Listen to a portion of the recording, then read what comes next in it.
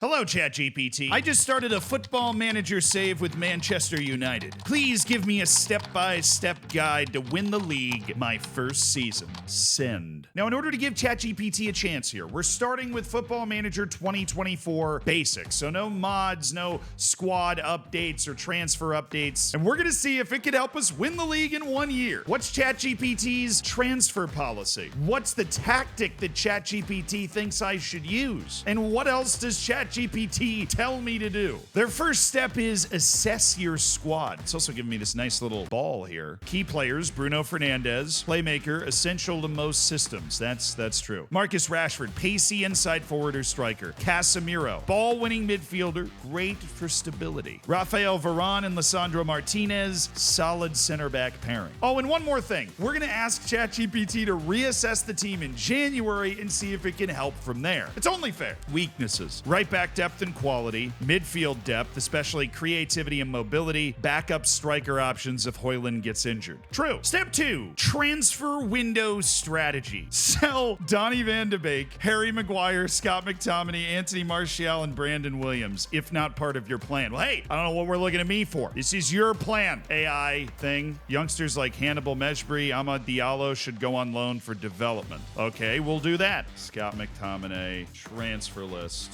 Yes. Harry Slabadana Maguire, transfer list. Yes. Anthony Martial, transfer list. Yes. And it seems ChatGPT's a little confused because Donny van de Beek and Brandon Williams are already out on loan in the base game. So easy. We've already taken care of it. Bye. Priorities. Number 1, a ball-playing center back. Target Jean-Claire Todibo or Giorgio Scalvini. With what money, ChatGPT? I mean, how do you expect me to do that? We have to try. All right, Todibo, listen here, man. This is a loan option with a mandatory future fee of $40 million. You cool with that? I can pay his wage right now. $50 million. Second, Casemiro's long-term backup option. Manu Kone, Jean Neves, or Romeo Lavia. Also, third, a right back. Jeremy Frimpong or Timo Livramento if Dallo or Wan-Bissaka underperform. And then 4, a versatile attacker in case of injuries. Mohamed Kudus or Jesper Lindstrom as the recommended targets. In order to afford the transfers that they're looking to make, we are probably going to have to sell somebody. But now it's time for the tactical setup. 4-2-3-1 Gegenpress. I knew you were cheesy, ChatGPT. But they're doing a 4-2-3-1 not defensive midfielder like this. Now it's time for team instructions, and we're starting with a positive mentality. For in possession, shorter passing, higher tempo, and work the ball into the box. That's it. That's all it told me to do. In transition, they want counter press, counter, and distribute quickly to the center backs and full backs. I can do that. Out of possession, higher defensive line, high press, prevent short goalkeeper distribution. I can do that. Now, high press could mean 2 things here. I'm going to give it both. High press being the line and then high press being the high trigger press. I'm going to go ahead and give ChatGPT both of them on this. And then the final bit, preseason preparation. Schedule tough friendlies versus top European clubs. Okay, let me cancel my friendly against Sheffield Wednesday. My bad. PSG, that counts. Newcastle. Inter, and then final friendly, we'll just go with Napoli. That's fine. Okay. Use match training focus. Okay. I don't know what that means. What do you mean by match training focus? Recommended preseason focus areas: tactical, teamwork, match practice, attacking movement, and defensive shape. Thank you for clarifying. Now I know I can ask. Now we begin to try to execute ChatGPT's transfer philosophy. 2 hours later. So we're working through the preseason, and we've managed to unload a couple of players. Obviously, we wanted to get rid of Mason Greenwood. We got him to Marseille for 35. Napoli was hankering for some Scotty McNuggets, so we got him over there for 30. We managed to convince Newcastle to buy Slabadana for 17 million, of course, upon the recommendation of ChatGPT. And we did manage to unload Anthony Martial for free to Nice. There wasn't a lot of value in the guy. So that gives us a transfer balance of about 83 million. And we have 4 players that we have to sign, according to ChatGPT. Now, these transfer negotiations very nearly ended my entire life. I was losing my mind, because even though we had a good amount of money, the release clause for Jeremy Frimpong alone was $43 million, which meant I somehow had to fit Todibo, because Scalvini would have been even more expensive, Manu Kone, because John Evish doesn't want to negotiate a new contract, and there's no way I'm getting Romeo Lavia for under $100 million, like up front, and also Jesper Lindstrom into that other $43 million. Now, Lindstrom was easy. We just were able to sign up a loan, and he came in to be our, what did ChatGPT call it? Our versatile attacker. But the other 2 were a little trickier. And let's just say that on ChatGPT's recommendation, I might have leveraged the entire future of Manchester United to make these deals. If we manage to win everything, because AI is all powerful, right? If we manage to win everything, these deals you're seeing right now are going to end up being a good idea. But it is, of course, entirely possible that they are not. We ended up having to put some installments that pay out next year. And so I believe if we look at our transfer debt now that all of these deals are completed, I owe I think I owe $100 million to Gladbach next year. And I owe a really troubling amount of money for Jean-Claire Todibo. Specifically $31 million over the next couple of years each. We're projected to be $1 billion in debt by 2026, but that's only if we don't win the league. So ChatGPT, this is on you. Now it's time to enter the actual season, where we need to apply rotation in Carabao Cup and early FA Cup rounds, keep players at 95% fitness and high morale. Well, there's no percentage for fitness anymore. Praise good training, warn poor training. Use individual training roles to improve role suitability. It's actually a good one. Go set that up right now. And carefully manage Casemiro, Varane, and Eriksen due to injury. Smart. Now that our training is set, the final bit is match strategy. At home versus lower teams, stick to positive high press. Away versus the big 6, consider cautious or balanced. Use in-game shouts, encourage demand more and praise wisely so they know the 3 shouts. Don't forget set pieces. Assign Bruno to corner and free kicks and customize routines. On it, boss! I'm on it! We put in our custom set pieces that should do well. Then there's some January tips, which we'll obviously read in January, and bonus tips. Use Data Hub to identify tactical weaknesses. Keep your assistant manager strong in tactical knowledge and judging ability. Don't really think that's my job, but okay. Delegate training if unfamiliar, but monitor intensity. And use opposition instructions for key threats like marking Erling Haaland tightly and force Erling Haaland wide. Rookie mistake. By following this plan, you should be competing for the title. And with smart rotation and tactical flexibility, you can win the league in your first season. Would you like a downloadable training schedule or set piece routine to go with this? Yes, I would. Yo, it's found multiple downloadable routines for set pieces and for training. It's even given me the installation instructions, but none of them are mine, so clearly, how dare they? Its first advice was for me to just customize them, so I've customized them my way.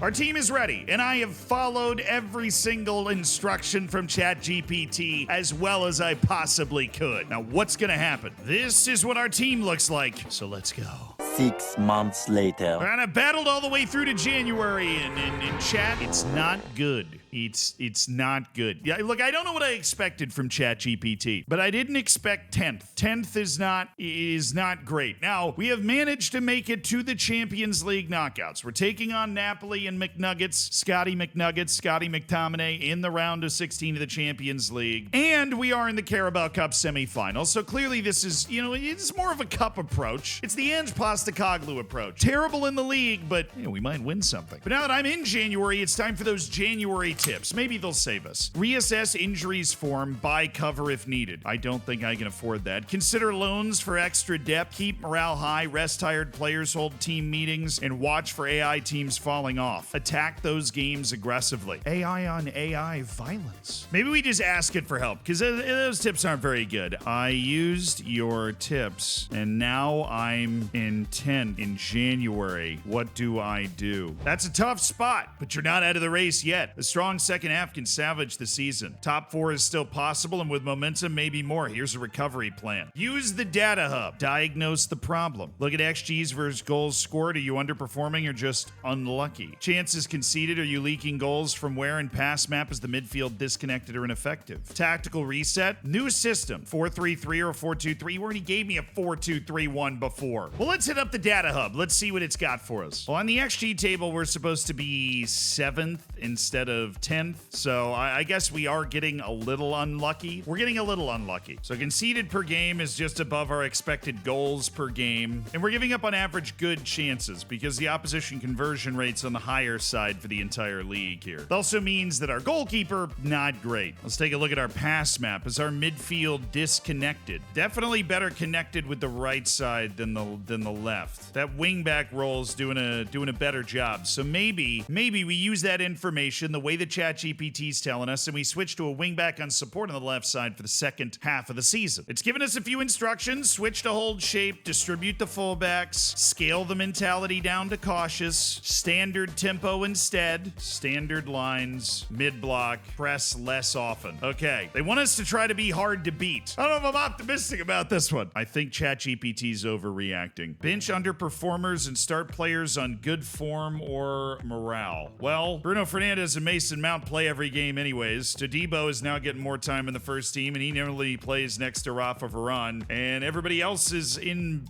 bad form. So let's bench Rasmus Højlund, but for who? Rashford? He's in the same category. This whole thing's basically all just filler. It's not praise players with above 7.5. I don't have any players with above a 7.5 rating. January transfer targets. Based off its recommendations, I just don't have any money left. But they've given a few examples of a creative midfielder or attacking midfielder with high vision passing, a pacey winger or striker with good off the ball movement, and a cheap ball winning center mid. They want Daichi Kamada, who's kind of the guy that could move the ball. And we're able to loan in Daichi Kamada. Maybe we can poach any of these other guys. I don't know. ChatGPT, we need to get realistic here. Yeah, I mean, I'd love to have him too. I'd also love to be 6'8". Maybe not. I wouldn't really fit on planes. I mean, even Elmas is kind of out of our price range here. I don't think, maybe we can swing this loan. I think we can swing a loan for Eljif Elmas. They said, they're telling me we need Eljif Elmas. So we're going to grab him, but that's it. That's all we can get. Now, step 5 here, that's short-term tricks to boost form. Rest players with low condition. Focus training on teamwork, defensive shape, and attacking movement. Set pieces, easy goals. Make sure Bruno or Mount take them. I mean, I already have that. That was in your first batch. It was in your first batch of information. All right, we're adding match reviews and teamwork. That is the recommendation. That's going to help us turn our form around as we go through the rest of this season. Pick 3 or 4 winnable fixtures and aim for clean sheets and 1-0 wins. Rotate smartly for FA Cup or Europa League. I'm in the Champions League. Pay attention. It's like it's not even real. Target 6 straight league games without a loss. Don't chase big wins. Grind out results. We don't really have an option. You said rest players. I'm going to go ahead and rest Bruno for 2 weeks. He's having fitness concerns. All right, they also said to have a team meeting. I almost forgot, but we're going to encourage. You know, ChatGPT, I don't think that went particularly well. I mean, I'm listening to our AI overlords, so I'm sure it'll work in the long term.